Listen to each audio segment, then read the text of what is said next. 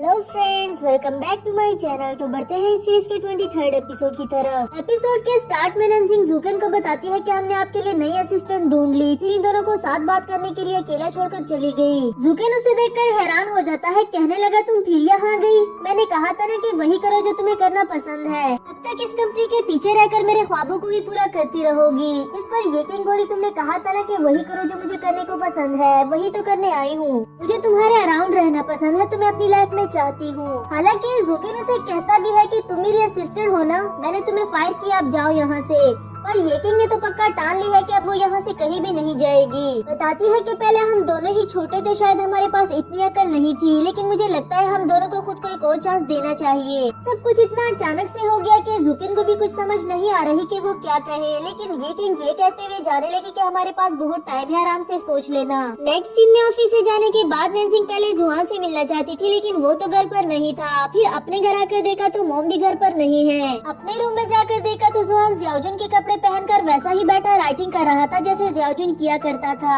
एक लम्हे के लिए तो नंजिंग उसे देखकर शॉक्ड हो गई। जुआन बताने लगा कि ये कपड़े मुझे आंटी ने दिए हैं, तुम्हारे भी वो पड़े, जल्दी से चेंज कर लो। नंजिंग को कुछ समझ नहीं आती। इस पर जुआन उसे समझाते हुए कहने लगा कि मैं डिसअपियर होने से पहले तुम्हारा ये डिसऑर्डर ठीक करना चाहता हूँ। मैं जानता हूँ तुम ब्रेव बनने की कोशिश कर रही हो, अपनी फीलिंग्स हमें नहीं बताती, लेकिन कम से कम मेरा ही सोच लो। क्या तुम्हें लगता है कि मैं कंफर्टेबल फील करूँगा अगर मैं डिसअपियर हो गया और तुम्हारे इस डिसऑर्डर को ठीक भी नहीं कर पाया? इसके बाद नंजिंग भी स्कूल वाली ड्रेसिंग कर लेती है और जुआन खड़ा उसका वेट कर रहा था। फिर उसे देखते ही उसे छोड़कर जाने लगा, बिल्कुल वैसे ही जैसे जियाओजुन किया करता था। नंजिंग भी वो सारी मेमोरीज अपने माइंड में रिकॉल करते हुए उसके पीछे दौड़ने लगी। फिर जुआन स्कूल पहुंचकर एलिमेंट्री रूम में जाता है और नंजिंग भी उसे फॉलो करती रही। जुआन बिल्कुल वैसी ही सीनरी बनाता है जो कि नंजिंग पहले फेस कर चुकी थी, जब वो जियाओजुन को अपनी फीलिंग्स बताना चाहती थी लेकिन नहीं बता पाई।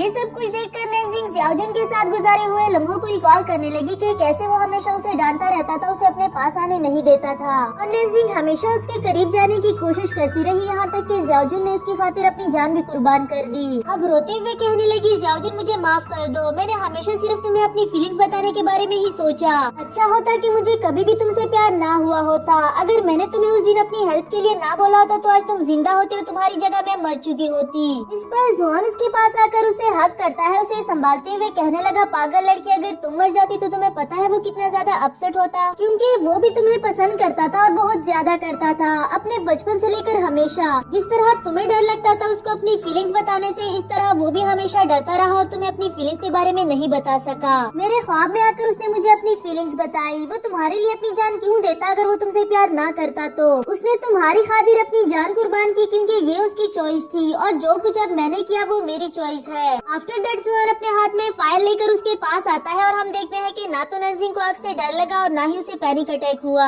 ये देखकर नंजिंग भी काफी ज्यादा खुश हो गई, उसको थैंक यू बोला, जिस पर जुआन उसे किस करने लगा क्योंकि अब जुआन का मिशन कंप्लीट हो गया है और फेरी ज़ेन के अकॉर्डिंग उसे यहाँ से हमेशा के लिए डिसअपियर हो जाना था। हम देखते हैं कि बिल्कुल वैसा ही हुआ, जुआन वहाँ से गायब हो जाता है और शायद इस बार नंजिंग भी उसे खो देने के लिए प्रिपेयर्ड थी। दूसरी तरफ हमें जुआन को दिखाया गया जो कि अपने नोवेल वर्ल्ड में वापस आ गया है। वही फेरी ज़ेन उसके पास आता हुआ इस बैड एंडिंग के लिए सॉरी करता है। अब टाइम आ चुका था कि उसके कैरेक्टर को हमेशा के लिए खत्म कर दिया जाए। जुआन कहने लगे कि मैंने अपनी सारी जिंदगी कभी भी किसी से भीख नहीं मांगी, लेकिन डिसअपियर होने से पहले मैं एक रिक्वेस्ट करना चाहता हूँ। फेरी ज़ेन बोला, अगर मैं तुम्हारी रिक्वेस्ट को फुलफिल करने के काबिल हुआ तो जरूर करूँगा। वो विश ये थी कि मेरे जाने के बाद उसे किसी ऐसे इंसान से मिला देना जो हमेशा उसके पास रहे, उसका ख्याल रखे और उसे कोई भी तकलीफ होने ना दे। लेकिन इस बार मेरी तरह मिस्टर बैड से मत मिलवाना, बल्कि किसी बड़े हीरो से मिलवाना जो कि वो डिजर्व करती है। उसे अपने आप को मिस्टर बैड कहता हुआ सुनकर फेरी ज़ेन उसे आज से 10 साल पहले की कहानी सुनाने लगा जहाँ ये सब कुछ स्टार्ट हुआ था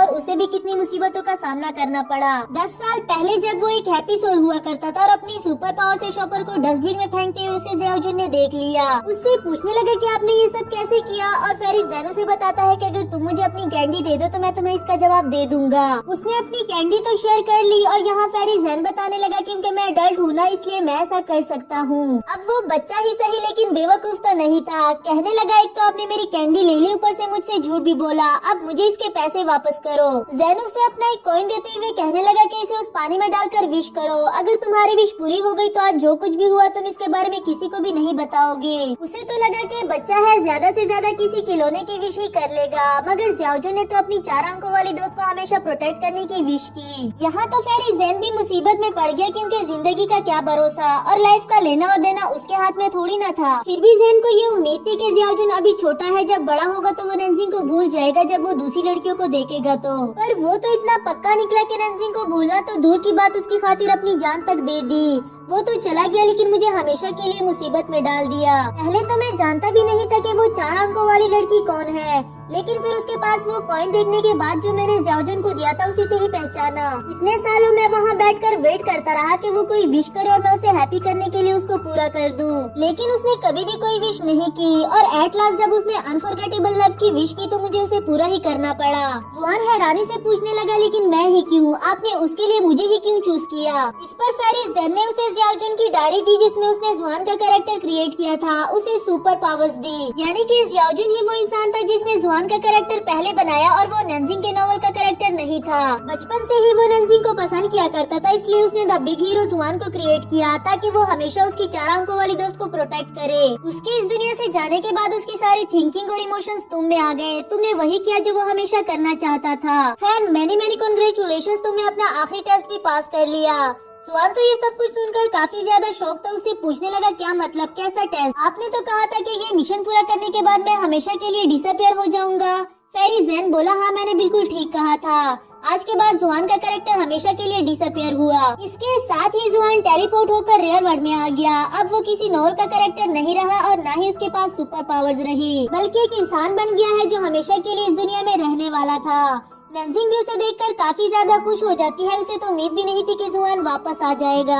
जुआन भी काफी ज्यादा खुश था। नंजिंग को ज़्याओजुन की डायरी दिखाई और वो सारी कहानी सुनाई जो कि उसे फेरी ज़ेन ने बताई थी, लेकिन उसे चिढ़ाते हुए कहने लगे कि मुझे फेरी ज़ेन ने बताया, अगर नंजिंग तुम्हारा ख्याल नहीं रख सकी तो मैं तुम्हें उस दुनिया से वापस ले आऊंगा। इस पर नंजिंग उसे किस कर देती है और जुआन भी अपना बदला लेने के लिए उसे किस करने लगा। फाइनली इन दोनों की हैप्पी लाइफ यहाँ से स्टार्ट हो जाती है। गाइस अगर आप लोगों को ये एपिसोड अच्छा लगा तो मेरे चैनल को सब्सक्राइब और एक प्यारा सा कमेंट जरूर कर देना। नेक्स्ट सीन में हमें ये किंग को दिखाया गया जो कि अब कंपनी में एज असिस्टेंट काम कर रही थी, और बाकी स्टाफ को तो उसके साथ काम करने में काफी ज्यादा नर्वसनेस होती है। और जाहिर सी बात है वो पहले इस कंपनी की सीईओ हुआ करती थी, लेकिन वो फिर भी इन्हें अपने साथ कंफर्टेबल करने की कोशिश करती है। इन्हें बताती है कि आप लोगों को मुझे मिस कहने की जरूरत नहीं, बल्कि सिंपली मुझे मेरे नाम से भी बुला सकते हो। इसके बाद हमें ज़ुकेन के डैड को दिखाया गया जो कि कंपनी में उससे मिलने के लिए आया था, और ये किंग उन्हें देखकर ऑफिस में बिठाती है, फिर उनके लिए चाय लेकर गई। मिस्टर लू उससे कुछ बात करना चाहता था, उसे अपने पास बिठाया और पूछने लगा कि तुम तो कंपनी छोड़ गई थी ना, फिर वापस क्यों आई? इस पर ये किंग ने उन्हें सॉरी किया कि ये हमारा पर्सनल मैटर है, मैं इसके बारे में आपको नहीं बता सकती। मिस्टर लू फिर से पूछने लगा कि क्या तुम्हें वो डील याद है जो हम दोनों के बीच में हुई थी? एंड ये किंग बोली, जी मुझे अच्छे से याद है, अगर मैं ज़ुकेन के साथ डेट करूंगी तो आप अपनी इन्वेस्टमेंट वापस ले लेंगे। काफी पोलाइटली बताने लगी कि अब मुझे आपको फॉलो करने की कोई जरूरत नहीं, क्योंकि आप इस कंपनी के पार्टनर नहीं रहे। दूसरी तरफ ज़ुकेन को दिखाया जाता है जो कि गुस्से में अपने ऑफिस की तरफ आ रहा था और डैड को देखते ही उन्हें काफी सुनाने लगा। बताने लगा कि अगर आपको कोई कंप्लेन है तो मुझसे करे ना, हमेशा मेरे प्यार को धमकाने की क्या जरूरत, मैं वो हर बात मानूंगा जो आप कहेंगे, लेकिन प्लीज हम दोनों के बीच में आने की कोशिश मत करें। मिस्टर लू तो इसका गुस्सा देखकर भी काफी ज्यादा पुरसकून थे। कहने लगे ये कौन सा तरीका है अपने डैड से बात करने का?